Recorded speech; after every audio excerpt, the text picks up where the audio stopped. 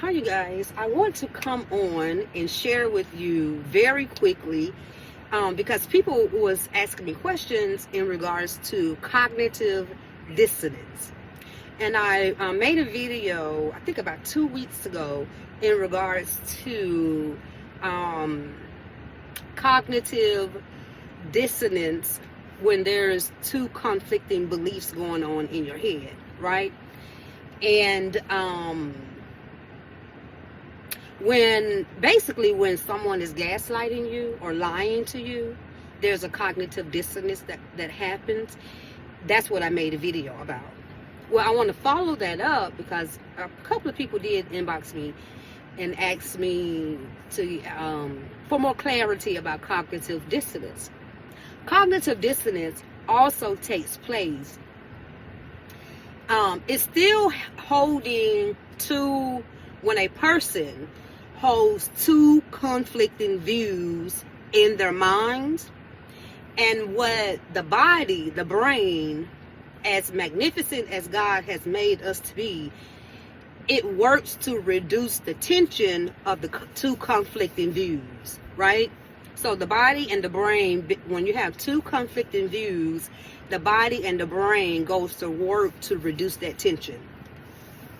Well, another part or example of cognitive dissonance, and I teach this in my group, is when people do things that go against their core values, their moral beliefs. It's like, and I guess I could go back to lying, because that's the one that I use. I provide in my groups all the time when I ask them, like, if you don't know, not if you don't know, if you know that you don't like someone lying to you, why would you be in a relationship with someone who habitually lies to you? So because of that, because your core values are being violated, it creates conflict. And what the body does to reduce that tension is it goes into anxiety and depression, because you're going against what your core values are. You believe one thing, but you're living differently. Which brings me to cognitive, like when people feel guilty, right? And this is a perfect example. So cognitive dissonance not only occurs when a person is being when someone is gaslighting you. No matter what, cognitive dissonance is an internal conflict. It's an internal mental conflict between two opposing sides. Now, I'm going to give you, because I love to integrate the Bible into psychology. Paul even said this. He said, when I would do good, evil is right there with me. Oh, wretched man that I am. Who shall deliver me from this, what did he say? This body of torment, basically. So there's this torment that's going on in our bodies and in our minds when we have two conflicting things going on in our heads and in our bodies. And I could go, oh man, I don't even know how y'all would handle this, but there's another aspect too as it relates to sexuality. I might do another video on that one. But as cognitive dissonance also takes place when we are violating our own core values, cognitive dissonance takes place. So I'm going to give you an example. When we say we don't curse.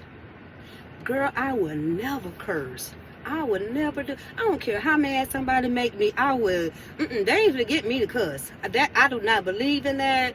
I just think there are better words to use. And then somebody make them mad at Home Goods or at McDonald's, and they don't cuss the person out. Not cuss. They don't cuss the person out from A to Z. And the person immediately goes into this internal torment. Like, oh my God, I can't believe they made me do that. I cannot believe I did that. Oh my God, I just can't believe it. And then what they do to reduce the tension is go and apologize. That is cognitive dissonance too. When we're living differently than what we're saying, when we're participating in behaviors that go against our core values. Another example is substance use. Substance use. People develop severe mental health disorders as a consequence of their substance use, as far as the biological aspects of it. But they also develop mental health disorders because the behaviors that they engage in goes against their core values, who they are as people. And that's what substances do to people. Like I heard one preacher say, sin takes you further than you want to go, keeps you longer than you want to stay, and make you do things you never say you'll do. So to resolve or to reduce that tension,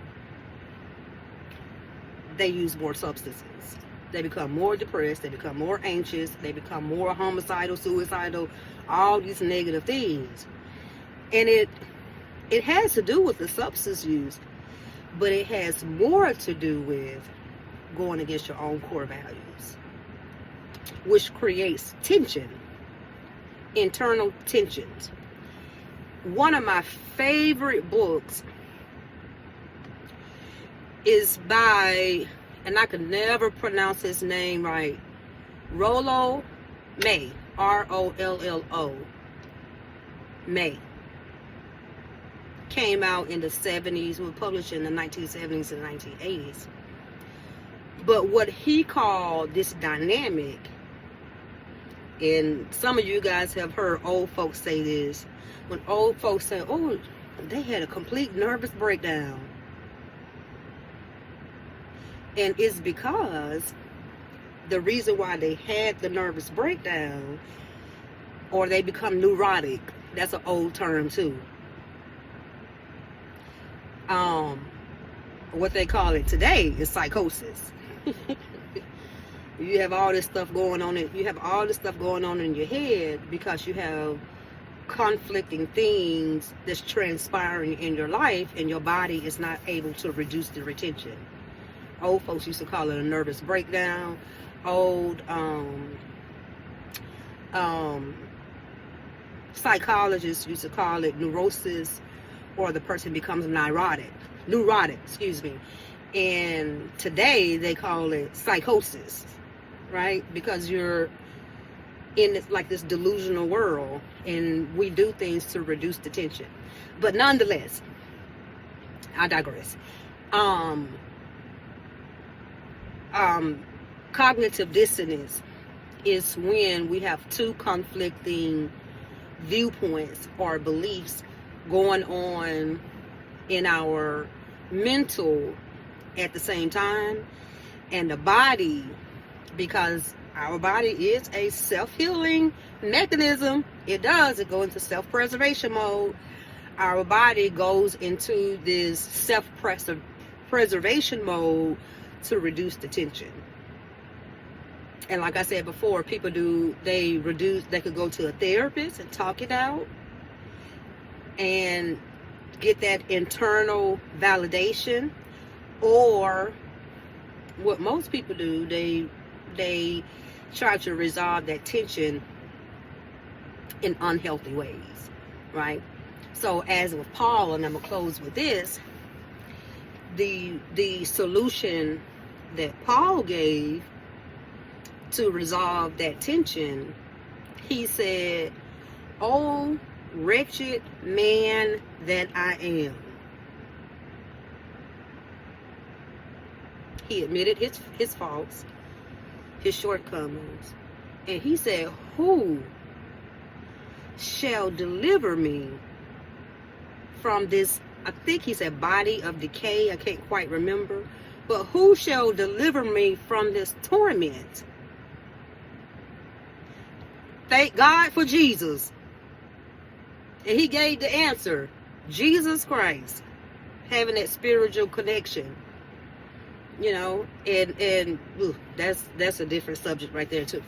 But that's another form of cognitive dissonance, is when we are living one way. Well, let me just keep it short. When we're doing things that go against our core values, who we are as a person, our own belief system, the things we're taught as children, things that we cultivated as adults or refined as adults. And when we begin to go against the core of who we are, it creates cognitive dissonance. So I hope this is of help to someone, and I am going to pray about, because I don't know how people, may not even matter, but I think I'm gonna create another video in regards to cognitive dissonance as it relates to sexuality, because it takes place in that atmosphere too. You guys have a blessed day, and thank you for watching my video. Remember to like and share. Thank you.